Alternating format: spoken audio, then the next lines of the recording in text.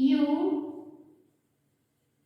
दे, इनके साथ हम हमेशा हैव टू का यूज करेंगे और हैज टू का यूज हमेशा होगा सिंगुलर के साथ, ही, सी, इट के साथ, ही, सी, इट।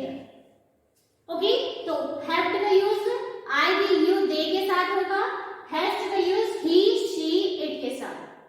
तो जानते हैं कि कैसे हम इनका यूज करके सेंटेंस बोलेंगे। तो फर्स्ट है आई हैव टू वर्क। आई के साथ मैंने क्या बताया आपको, आई के साथ क्या यूज होगा, हैव टू। अगर मैं अपनी मजबूरी बताना चाहूँ कि मुझे कुछ काम करने पड़ते हैं तो मैं कैसे बताऊंगी, आई हैव टू, उसके बाद जो काम के बारे में आप बताना चाह रही वो यूज करूंगी। सपोज कीजिए पहला, I get up early in the morning, मैं मुझे सुबह जल्दी उठना पड़ता है। तो ये सुबह जल्दी उठना किसी की इच्छा नहीं होती है, लेकिन उठना पड़ता है ना, ये मजबूरी है कि सुबह मुझे जल्दी उठना पड़ता है। तो मैं कैसे बताऊंगी, I have to get up early in the morning. Friends, ये मैंने कुछ वोकैब लिखी है, डेली यूज की वोकैब है ये, आप इसका यूज करके प्रैक्टिस कर सकते हैं। अगर आपने इसकी प्रैक्टिस कर ली 2 या 3 बार, बहुत अच्छे से प्रैक्टिस करी है, तो आप डेफिनेटली इस टॉपिक को अच्छे से सीख जाएंगे। तो पहला क्या है, I have to, then work. Second, you. अगर मैं किसी और की बात करूं जो मेरे सामने है, अगर मैं उसके लिए अगर कुछ कहूं कि उसे ये काम करना पड़ता है, तो कैसे कहूंगी, you have to, then work. सपोज कीजिए मैं आपके बारे में बात करूं कि आपको कठिन परिश्रम करना पड़ता है, तो कैसे कहूंगी, you have to, then hard work, you have to do hard work. Practice के लिए आप इसमें से वोकैब ले सकते हैं। यू के लिए कैसे, जैसे you have to get up early in the morning, I have to get up early in the morning, you have to get up early in the morning. Second, attend the class meeting at any cost. सपोज कीजिए आप किसी school में पढ़ रहे हैं या किसी कॉलेज में हैं और आपको क्लास अटेंड करनी पड़ती है, तो आप कैसे बोलेंगे, I have to attend the class. आगे मैंने क्या दिया है, एट एनी कॉस्ट, हर हाल में मुझे क्लास अटेंड करनी पड़ती है, तो क्या कहूंगी, I have to attend the class at any cost. अगर आपको कोई मीटिंग अटेंड करनी पड़ती है तो आप उसके लिए बोलेंगे, I have to attend the meeting at any cost. अगर आपके बारे में बात करूं तो कैसे कहूंगी, you have to attend the meeting at any cost. Got it? Next, he and she. He और सी के साथ क्या यूज होगा, have to, has to. Okay, he has to, then work, she has to, then work. He के लिए बात करूंगी तो he has to get up early in the morning, she के लिए बात करूं तो she has to get up early in the morning. Got it? तो ये है सिंपल सेंटेंस कि हमें अपनी मजबूरी बतानी है तो हम कैसे बताएंगे। ओके, तो ये कुछ सेंटेंस हम बोल सकते हैं, कुछ वोकैब लेकर।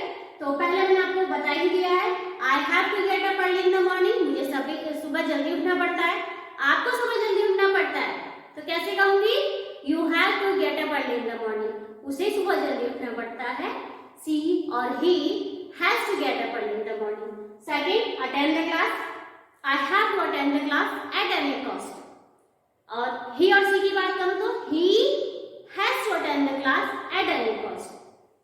Next, study till late night. Study till late night means there रात तक पढ़ाई करना। अगर आप कहते हैं कि मुझे देर रात तक पढ़ाई करनी पड़ती है, तो आप कैसे बोलेंगे, I have to study till late night, मुझे सुबह जल्दी पढ़ना पड़ता है, सुबह उठकर जल्दी पढ़ना पड़ता है। तो कैसे कहोगे, I have to study early in the morning, उसे सुबह जल्दी उठकर पढ़ना पड़ता है, तो कैसे बोलोगे, he has to study early in the morning. Okay, next, go to office even on weekend. Even on weekend. Office तो डेली जाते ही हैं, अगर वीकेंड पर भी आपको ऑफिस जाना पड़े तो ये आपकी मजबूरी है ना। क्या वीकेंड पे आप ऑफिस जाना पसंद करेंगे? नहीं। लेकिन हाँ, अगर जाना पड़े तो आपकी मजबूरी हो गई है, तो आप कैसे बताएंगे? I have to go to office even on weekend. Next, give presentation every day. सपोज कीजिए आप किसी कंपनी में जॉब कर रहे हैं और आपको वहां अपनी प्रेजेंटेशन डेली देनी पड़ती है, ठीक है, तो आप उसके बारे में बता सकते हैं I have to give presentation every day. उसे प्रेजेंटेशन देनी पड़ती है, तो कैसे कहेंगे? he has to give presentation every day। आपको प्रेजेंटेशन देनी पड़ती है, you have to give presentation every day। got it? तो he, she, it, you, we, they, I, ये सब के लिए मैंने आपको बता दिया है। नेक्स्ट है नेगेटिव सेंटेंस, कि जब हमें नेगेटिव सेंटेंस बताने हो तो कैसे बताएंगे? कुछ काम ऐसे होते हैं ना जो हमें नहीं करने पड़ते। ऐसे कितने काम होते हैं ऐसे जो हमें नहीं करने पड़ते? जैसे हमें काम नहीं करना पड़ता है घर में, तो आप कैसे कहेंगे? I don't have to work at home. अगर आपको बहुत काम करना पड़ता है घर पे, तो आप कैसे कहेंगे? I have to work a lot at home. Got it? तो नेगेटिव सेंटेंस आई के बाद डोंट का यूज करेंगे। Don't is abbreviation of do not. Do not को शॉर्ट करके डोंट बोला जाता है। तो अगर मैं अपने बारे में कहूं कि मुझे ये काम नहीं करना पड़ता है, तो कैसे कहूंगी? I don't have to, then work, जो भी वर्क है। Got it? Next, you don't have to work. You के बाद don't and then have to. You के बाद क्या यूज करेंगे? डोंट। एंड ही और शी के बाद डजंट। इस बात का आपने ध्यान रखना, सिंगुलर की बात कर रहे हैं, ही और शी और इट की बात कर रहे हैं आप, तो डजंट यूज करेंगे।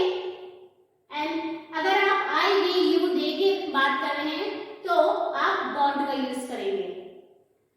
आई के बाद I don't want to, I don't have to, and you don't have to, he or she does not have to work, right? Negative sentence के लिए प्रैक्टिस करते हैं कि नेगेटिव सेंटेंस हमें कैसे बोलने हैं। कुछ वोकैब ले लेते हैं यहाँ से। पहला है प्रिपेयर फूड एवरी डे। अगर मुझे डेली खाना बनाना पड़ता है तो कैसे कहूंगी? I have to prepare food every day. अगर नहीं बनाना पड़ता है तो कैसे कहना है? I don't have to prepare food every day। आपको खाना नहीं बनाना पड़ता है। You don't have to prepare food every day। उसे खाना नहीं बनाना पड़ता। He does not have to prepare food every day। Next, wash the clothes। अगर आपको कपड़े नहीं धोने पड़ते, मोस्ट ऑफ द टाइम ऐसा होता है कि कपड़े नहीं धोने पड़ते जेंट्स को, लेकिन लेडीज को तो धोने ही पड़ते हैं ना। तो अगर आपको नहीं धोने पड़ते हैं तो आप क्या कहेंगे?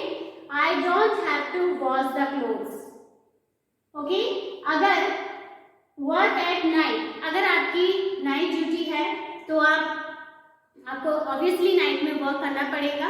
और अगर आपकी नाइट ड्यूटी नहीं होती है, मोस्ट ऑफ द कंपनी में क्या होता है कि ना डे और नाइट दोनों ड्यूटी चलती हैं। और अगर आप बताना चाहते हैं कि आपको नाइट ड्यूटी, अगर आपको नाइट में वर्क नहीं करना पड़ता है, तो आप क्या बोलेंगे? I don't have to work at night. अगर करना पड़ता है तो I have to work at night. He और सी के लिए भी ऐसे बोलेंगे। He does not have to work at night. She does not have to work at night. देखिए फ्रेंड्स, मैं आपको 4 या 5 वोकैब लेकर हाथ और प्रैक्टिस इसलिए करा रही हूँ ताकि आप इसकी हैबिचुअल हो जाए। जब तक आप प्रैक्टिस नहीं करेंगे ना, तो कॉन्सेप्ट आप कितने ही सीख लें, लेकिन आप हैबिचुअल नहीं होंगे सेंटेंस बोलने के लिए। Next, manage all resources of project. अगर आपको कोई प्रोजेक्ट दिया गया है और आपको उसकी सारे रिसोर्स मैनेज करने हैं प्रोजेक्ट के लिए, तो आप बोलेंगे सिंपली कि I have to manage all the resources of project. लेकिन अगर प्रोजेक्ट दिया गया है आपको या आपके साथ वालों को मिलकर, और आपको नहीं करना है कुछ ऐसा कि सारे रिसोर्स आप ही को मैनेज करने हैं, तो आप सीधे सिंपल बोल सकते हैं I don't have to manage all the resources of project, right? He और she के लिए भी सिंपल सीधे बोलेंगे he does not have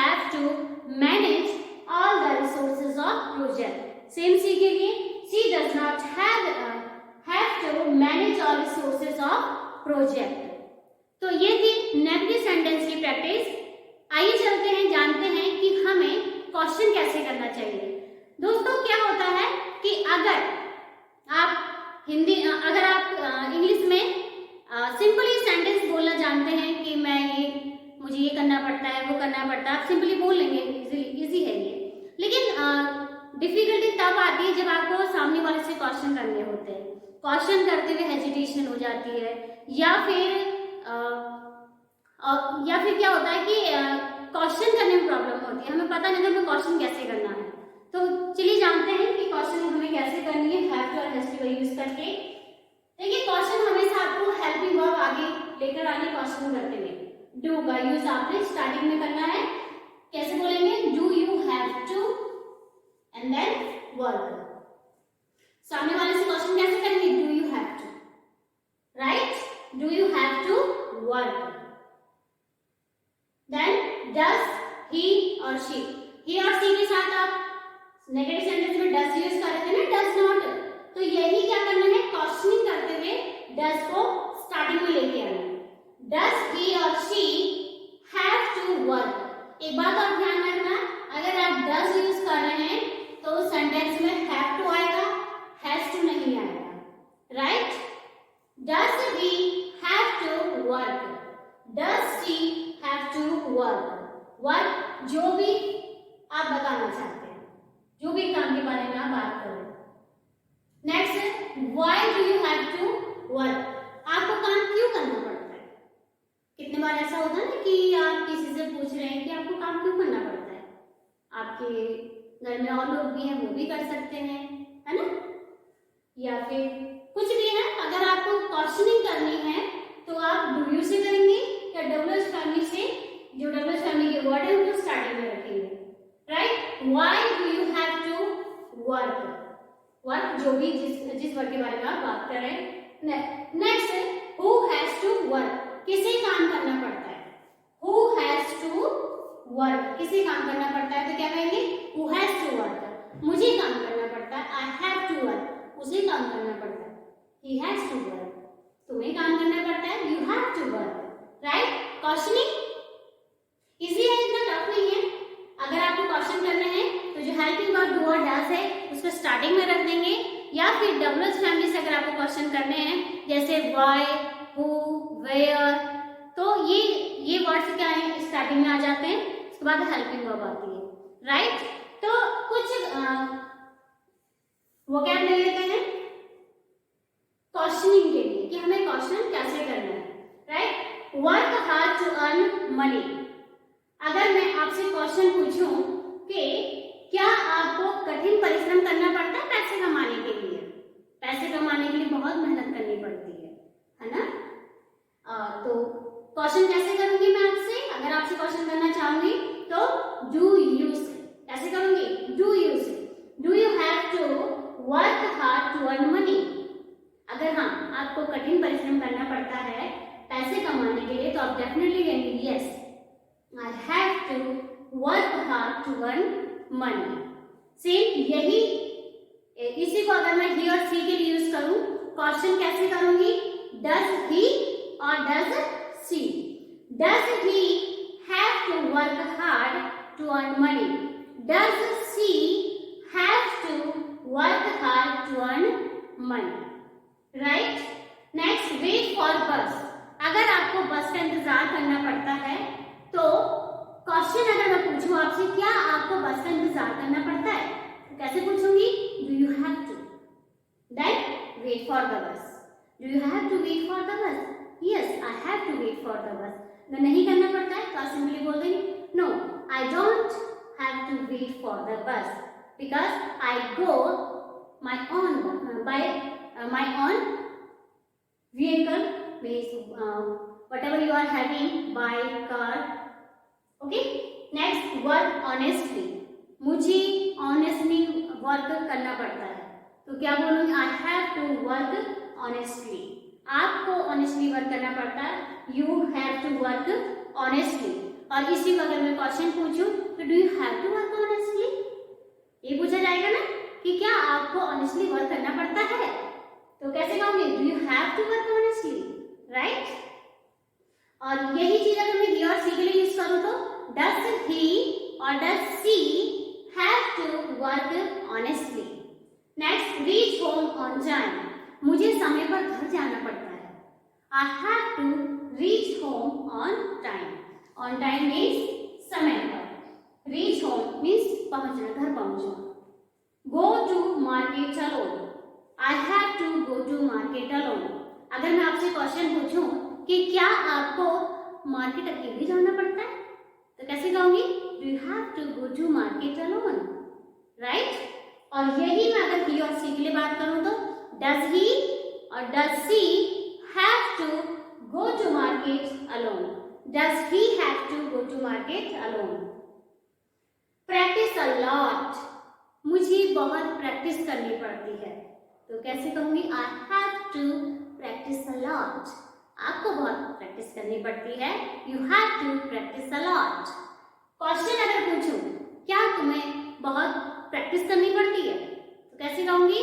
Do you have to practice a lot, right? Next, practice a lot हो गया। स्टडी हार्ड, अच्छे marks के लिए स्टडी हार्ड करनी पड़ती है ना। तो नेक्स्ट है fill the form to open the account। अगर आप बैंक में अकाउंट ओपन करने गए हैं तो आपको डेफिनेटली फॉर्म भरना पड़ता है ना। हाँ, क्या आपको फॉर्म भरने का मन करता है? किसका फॉर्म भरने का मन करता है? लेकिन हाँ, अकाउंट खुलाना तो फॉर्म तो भरना ही पड़ेगा ना। तो कैसे कहेंगे? I have to fill the form to open the account. अगर इसी का यूज करके अगर मैं क्वेश्चन करना चाहूँ तो कैसे कहूंगी? Do you have to fill the form, do you have to fill the form to open the account. He और सी के लिए does he have to, does she have to, okay? Does he have to fill the form or does she have to